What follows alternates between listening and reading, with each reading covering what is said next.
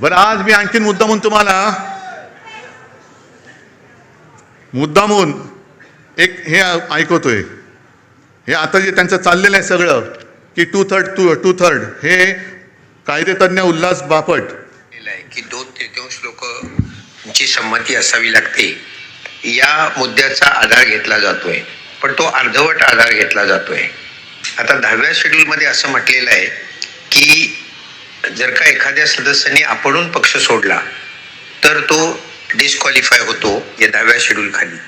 आणि मग 4थ्या पॅरेग्राफमध्ये लिहिलंय की यातनं कोण कोण वाचू शकतं, तर पक्षाने जर का विलिनीकरण केलं आणि त्याला 2/3 सदस्यांनी जर का संमती दिली तर ते वाचतात.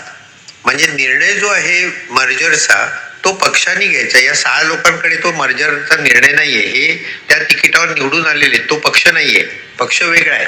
त्यामुळे इथे निर्णय जो आहे तो उद्धव ठाकरेंनी घ्यायचा आहे आणि मग जर का 2/3 असतील तर ते वाचतील.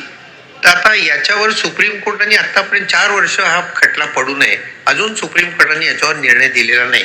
मला तर काही वेळा असं वाटतं की इतक्या उदात्त हेतूने हा अँटी डिफेक्शन लॉ केला होता 85 साली की ही जी संसदीय लोकशाही आहे त्याचा आत्माच मुळी पक्ष पद्धती आहे.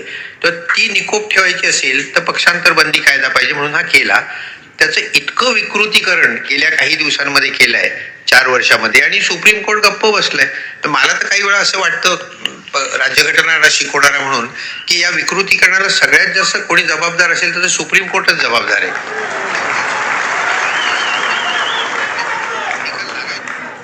बोला.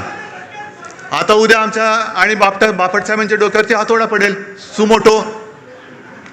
कारण झालंय काय की एका बाजूने सुप्रीम कोर्ट आणि आमचे कायदा मंत्री बॅडमिंटन खेळतायत आणि मध्ये आमचं शटलकॉक झालंय.